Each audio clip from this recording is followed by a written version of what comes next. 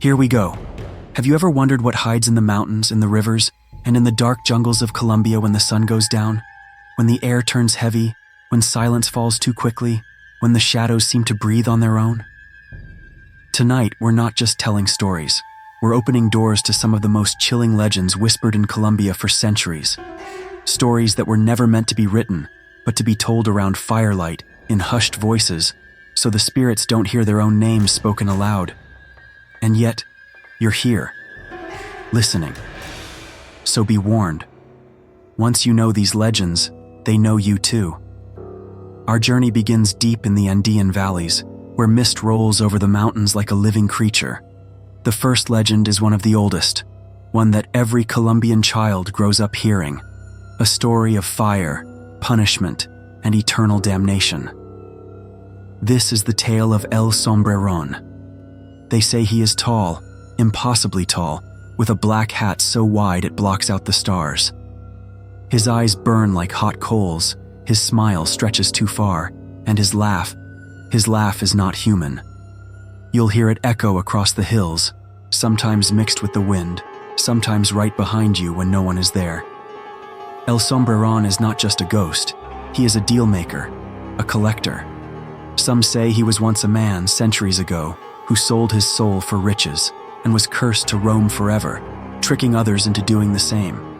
The stories tell of him appearing to travelers on lonely roads, offering them gold or women or anything their heart desires. But of course, there's a price. Those who accept his gifts never return the same. They walk back into town with trembling hands, their eyes empty, their laughter cracked and hollow. And after a few days, they disappear completely. One of the most famous accounts comes from a farmer named Julian. He lived near the mountains of Boyacá and was known for his greed. One night, on his way home, he saw a tall figure waiting at the bend of the road. The man was dressed in black, his hat enormous, casting his face in shadow. "Why walk so tired and poor?" the figure asked. "You could have everything. Just say the word." Julian, desperate for wealth, agreed. The man laughed, a sound like thunder, and handed him a pouch heavy with gold. The farmer ran home thrilled, but when he spilled the coins onto his table, they writhed like insects, then burst into flames. His house burned to the ground that night, and Julian was never seen again. The locals still whisper that if you walk through those hills at night, you can hear him screaming, forever trapped in the Sombreron's hat, like a moth in darkness. They say if you meet a tall man with a hat too wide for his head, you must never speak to him. Do not look into his eyes. Do not accept his gifts, because once his shadow touches you, you will never walk in sunlight again. And the story doesn't end there. For Colombia is not a land of one nightmare, but many.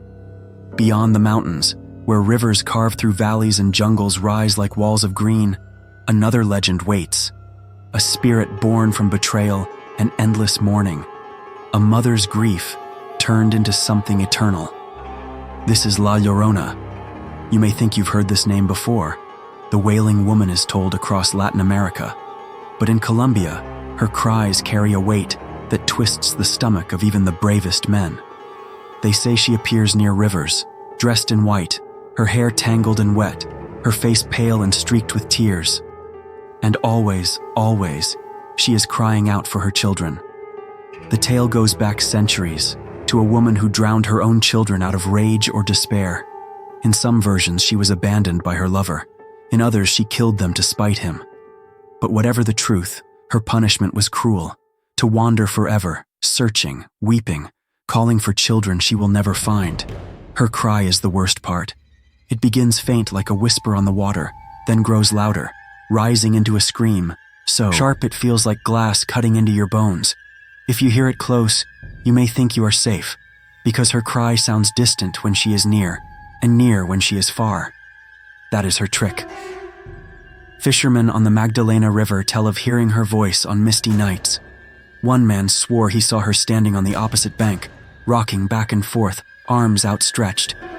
He thought she was a woman in trouble, but as he drew closer, the mist cleared, and he saw her face, hollow, with eyes black as the river itself. She let out a scream that shook the air, and his boat capsized. He barely survived, and when he returned home, his hair had turned white overnight.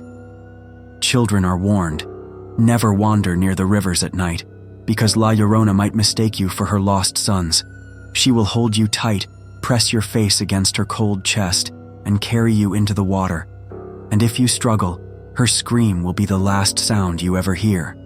But not all spirits come from grief. Some are born from the jungle itself, from its hunger, its darkness, its endless shadows. And in Colombia's forests, one spirit is feared above all, El Mohan. El Mohan is no ordinary monster. He is ancient, as old as the rivers and the Cebas. His skin is rough and dark like tree bark, his teeth yellow, his hair tangled with moss. He smokes tobacco from a pipe carved of bone, and his eyes glow like embers. But what makes him truly terrifying is his appetite, not for food, but for souls. Women washing clothes by the river say he emerges from the water, his long arms dripping with mud, his smile crooked and cruel. He sings to them, promising gifts, gold, or endless love. And if they look into his eyes, they fall under his spell, walking willingly into the river, never to be seen again. Fishermen fear him because he tangles their nets, overturns their canoes, and steals their catches. But women fear him because he waits for them, always, whispering from the reeds, calling them by name though they never told him. One story tells of a young woman named Rosa, who went missing near the Magdalena.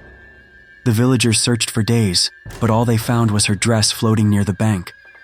Months later, an old fisherman swore he saw her, sitting on a rock with her hair loose and wet, her eyes blank. She was not alone. Beside her sat a dark figure, smoking, watching, smiling with teeth too sharp to be human. The Mohan is said to keep the souls of his victims deep in the river, tied with roots and weeds, their whispers echoing every time the water churns.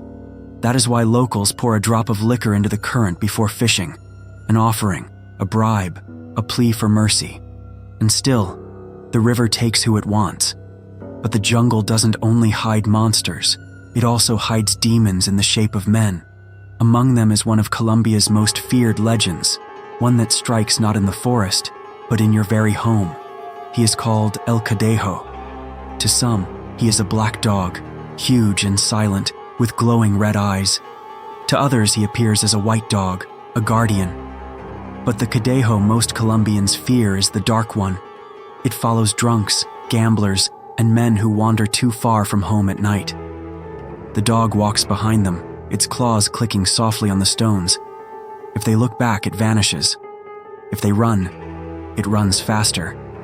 And if they fall, it pounces. The Cadejo doesn't kill right away.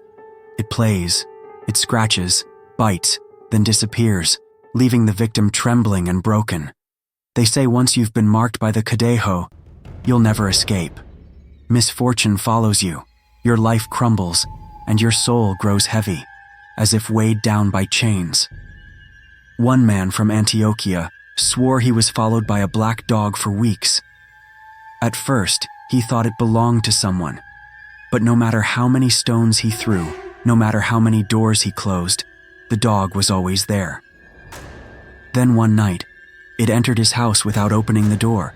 It stood at the foot of his bed, breathing heavily, its eyes burning.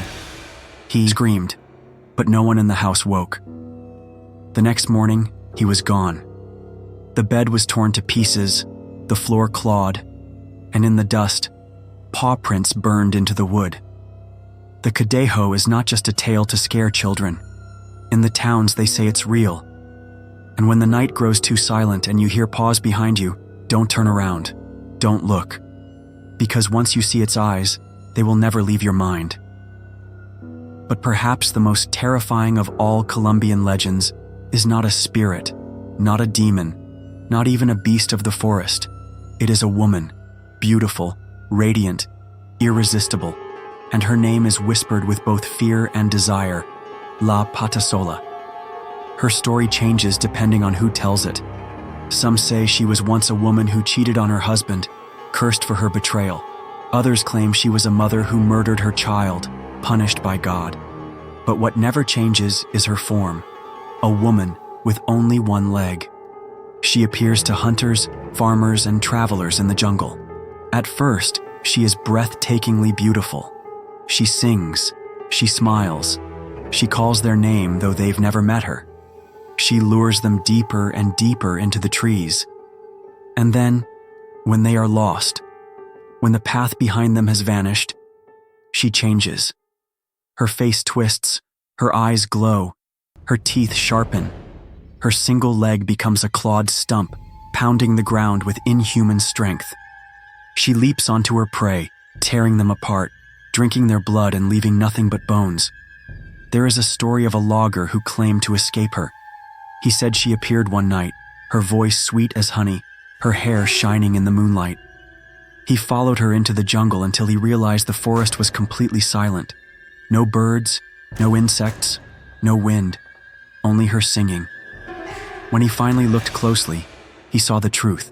Her foot was missing, replaced by a bloody stump. She screamed, a sound that split the night, and lunged at him. He ran, crashing through the trees, never daring to look back. By dawn, he stumbled into his village, covered in scratches, his eyes wide with terror. He never entered the forest again. To this day, hunters in Colombia say they can still hear her song in the deepest parts of the jungle. Sweet, inviting, impossible to resist. And so, from mountains to rivers, from jungles to villages, Colombia's legends weave a web of fear that binds every corner of the land. But remember, these stories are not just myths, they are warnings, passed down to protect, to remind, to keep the living from joining the dead too soon. Because in Colombia, when the sun sets and the shadows grow long, the line between this world and the next is thinner than you think. The night stretched endlessly, and the orphanage, once filled with faint echoes of prayers and whispers, now seemed to breathe with something unholy. The children who remained had gathered in silence, clinging to one another as though their fragile unity could keep the evil at bay. The youngest pressed their faces into worn blankets, muffling their sobs, while the older ones stared at the walls, waiting for the next sound, the next shadow to move. Fear was no longer a passing guest in their hearts. It had become their only companion. Sister Eleanor, whose faith had always been unshakable, now struggled to steady her trembling hands as she held the rosary tightly. Every bead felt heavier than the last, as though it carried the weight of unanswered prayers. She whispered scripture to herself, but the words sounded hollow, like broken glass rattling in her throat.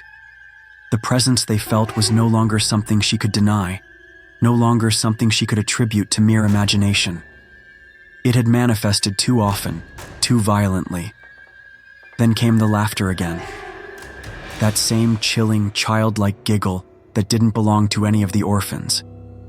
It echoed through the hallways, soft and playful at first, then rising into a shriek that made the wooden beams of the orphanage groan. The sound was wrong, layered with tones that no human throat could produce.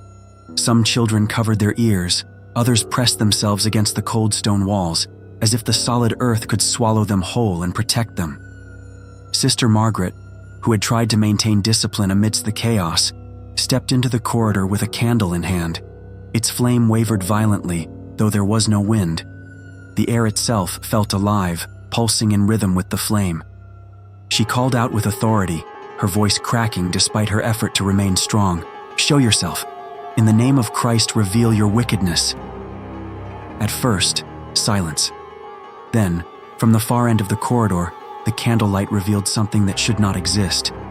A small figure stood there, motionless, as though carved from shadow. It looked like a child, but its proportions were wrong, its limbs too thin, its head tilted unnaturally to the side.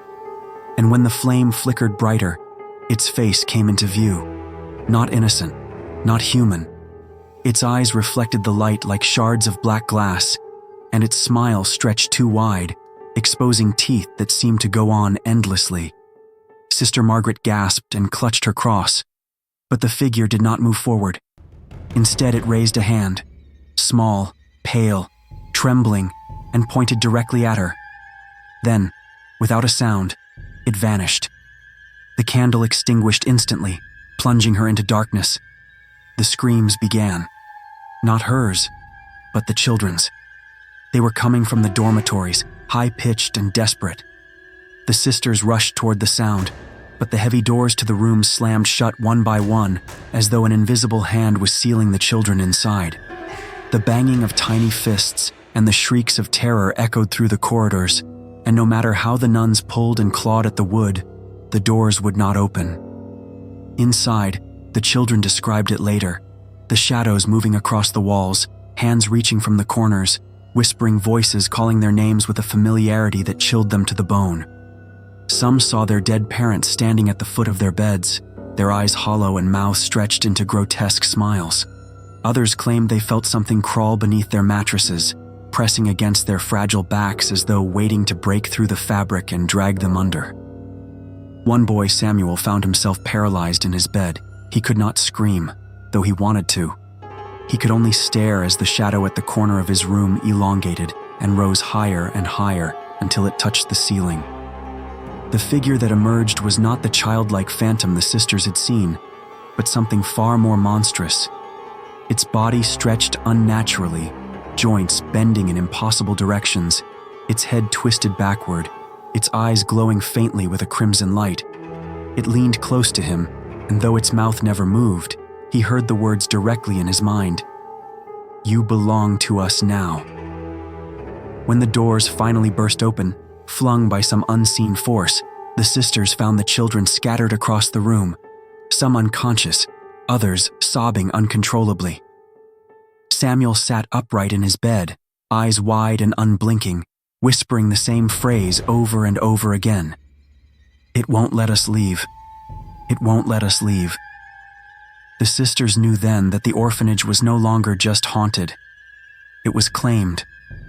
Whatever spirit lingered there was feeding, growing stronger with each night. And though they prayed, though they sprinkled holy water, though they clung to their faith with every fiber of their being, they all knew something dreadful was coming. The walls themselves seemed to pulse with malice. And above all the chaos, in the silence between screams, the laughter returned, closer this time, almost inside their own heads. The truth about silence is that it becomes most powerful when it is least expected. After all the strategies, after all the control, there comes a moment when silence is no longer a tactic, but a presence. Imagine a ruler who has built his strength on words, speech, decrees, and proclamations. His people know his voice, but when one day he decides not to speak, they begin to listen more deeply than ever. That is the paradox. The absence of sound creates the greatest attention. Nietzsche called this the weight of presence, when the individual becomes so powerful that even his stillness resounds louder than the noise of others. Machiavelli understood this when he advised rulers to never reveal too much, to keep mystery alive, because silence creates distance, and distance creates authority. Silence, in its purest form, is not withdrawal, it is a calculated scarcity. When you do not always give your thoughts, when you hold back your reactions, you become rare. And rarity, in a world overflowing with voices, is the ultimate currency of influence. This is why the greatest figures in history mastered silence not as an escape, but as a weapon. They used it to disarm enemies, to test allies, to intimidate rivals, and to fortify themselves. Silence gave them time to think when others were reckless. Silence gave them clarity when others drowned in confusion. Silence gave them strength when others exhausted themselves in empty words. And in your own life, silence can serve the same purpose. In negotiations, in conflict, in relationships, in ambition, learn to withdraw your words strategically. Do not always explain. Do not always justify. Do not always reveal. Instead, let silence do the speaking. Let others fill the space with their anxieties, their assumptions, their need for answers. In that moment, you gain control. Because in the end, power is not only about what you can say, but about what you can hold back. And the mastery of silence is the final proof that you do not belong to the chaos of others. You belong only to yourself.